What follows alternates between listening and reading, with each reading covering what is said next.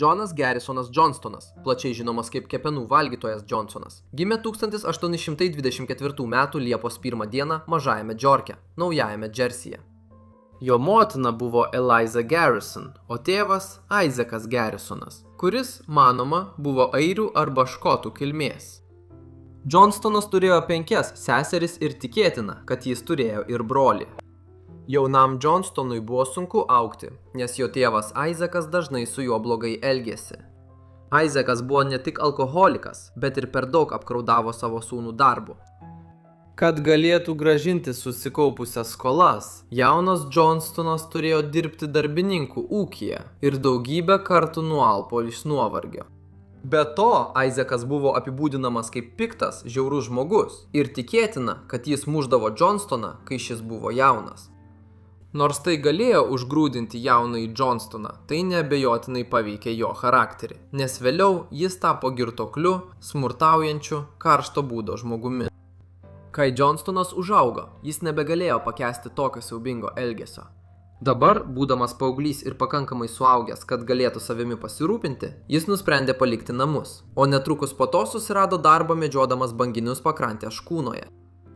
Laikas greitai prabėgo ir nė nepastebėjęs, Johnstonas jūroje praleido apie 12 metų.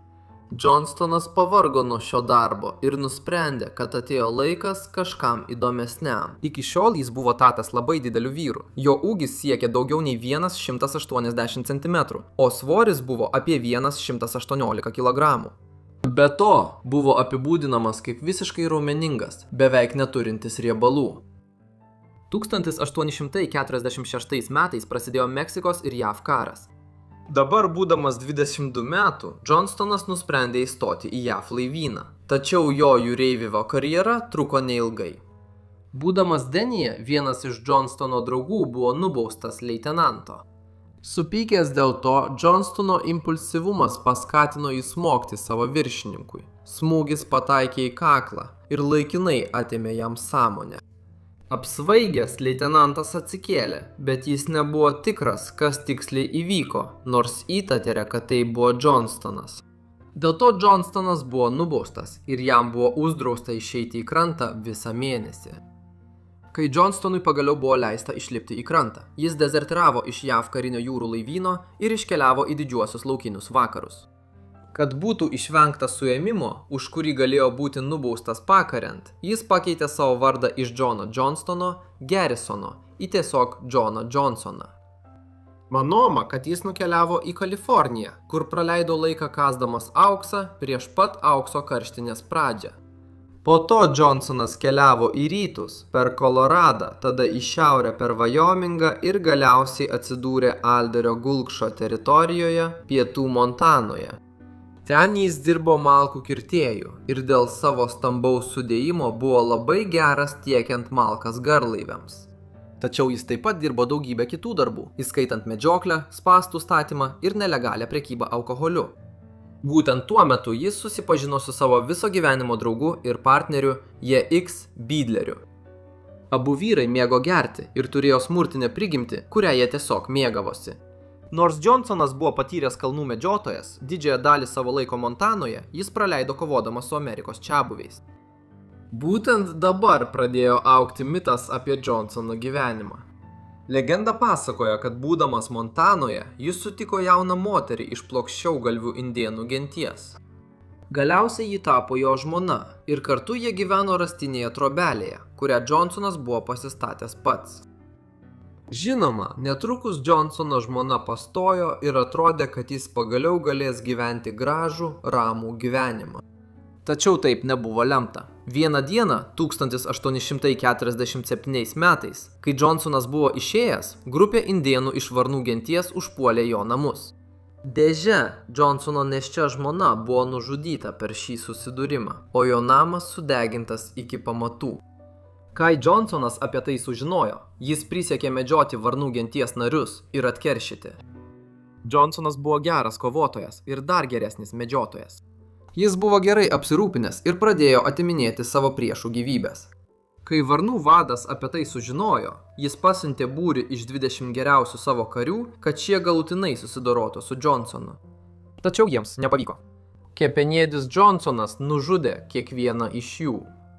Pasak šios istorijos, Kepenėdis Johnsonas gavo savo pravardę todėl, kad kiekvienam nužudytam varnų genties nariui jis išpjaudavo kepenis ir jas suvalgydavo.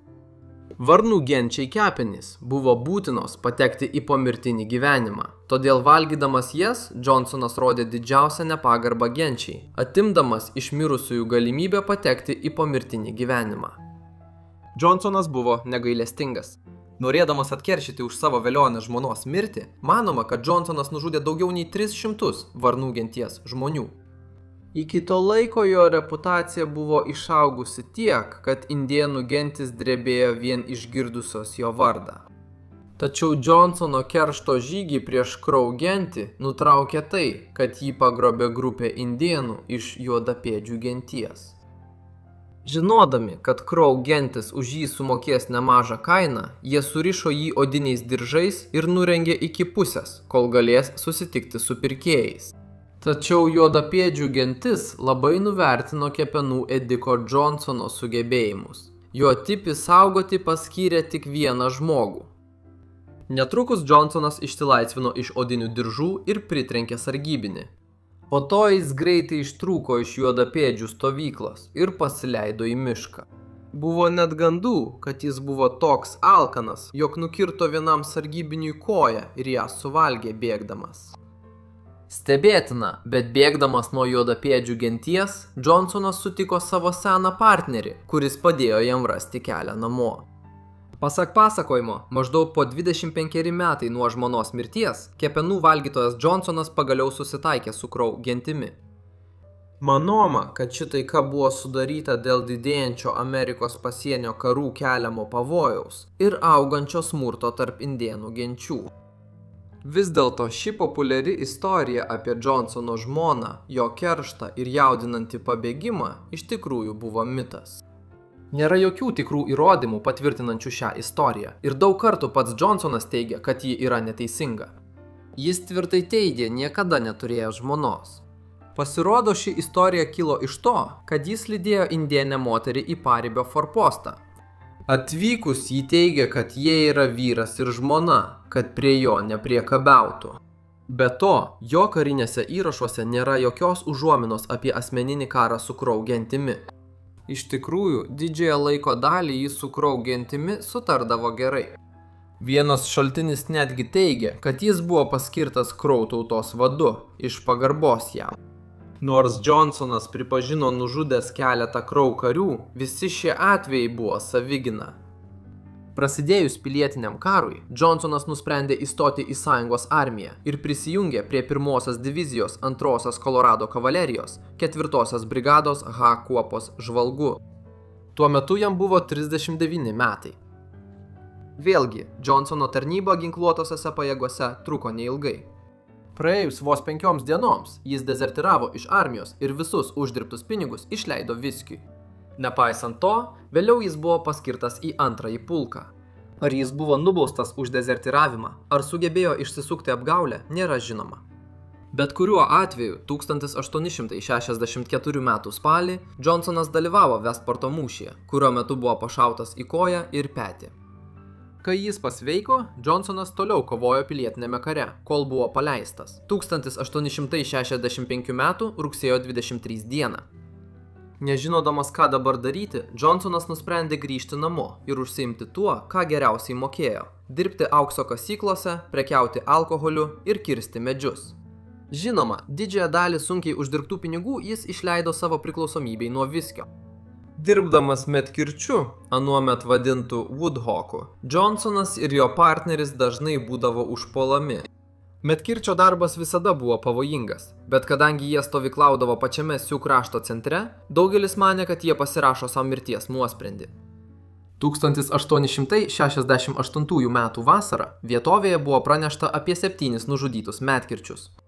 Žinoma, jų buvimo vieta lėmė, kad juos dažnai puldavo, tačiau laimiai Johnsonas ir jo partneris visada išgyvendavo.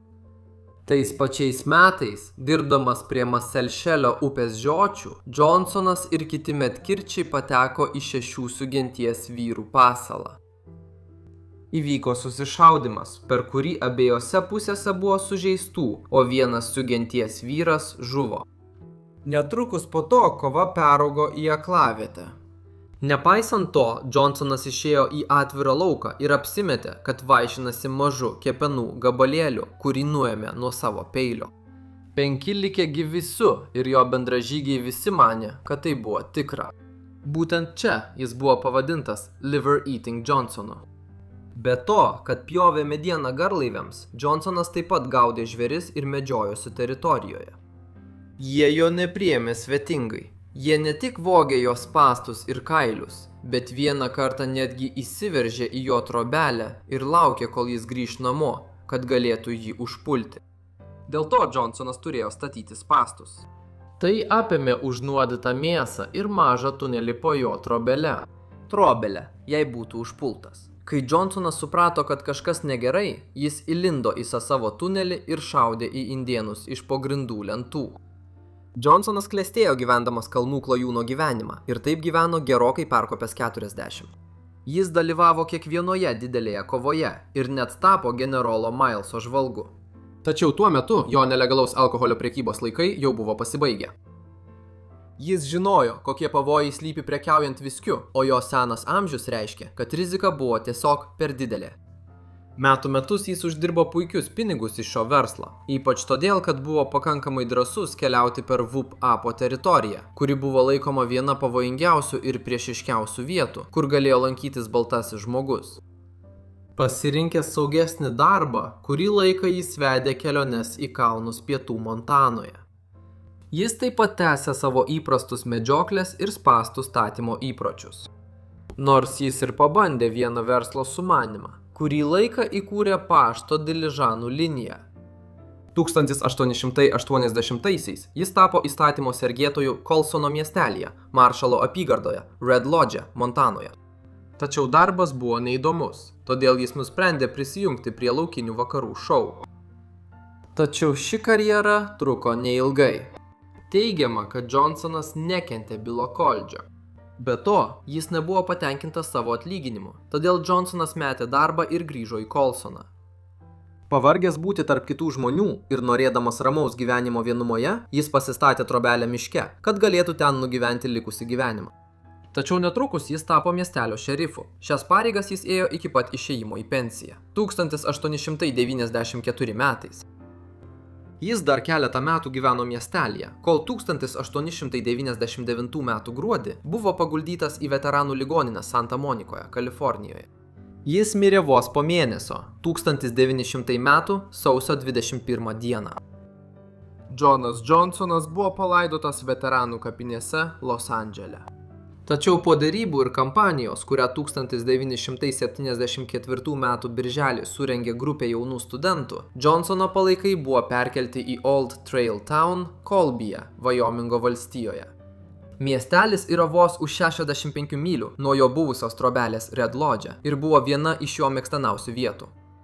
1972 metais buvo išleistas filmas, paremtas Roberto Bunkerio knyga Varnų žudikas – Kepenų ėdiko Johnsono saga. Filmas vadinosi Jeremijas Johnsonas, o pagrindinį vaidmenį atliko Robertas Redfordas. Tiek knyga, tiek filmas yra laisvai paremti jo gyvenimu ir skiriasi nuo tikrosios istorijos. Ačiū visiems, kad žiūrėjote šį vaizdo įrašą apie Johną Johnsoną, dar žinoma kaip kepenų ėdikas Johnsonas. Tikiuosi jums patiko. Jei patiko, paspauskite patinka žemiau, o jei turite pasiūlymų, parašykite man elektronlaišką arba palikite komentarą. Na, tai viskas iš manęs, tad susitiksime kitame Forgotten Lives epizode. Ačiū.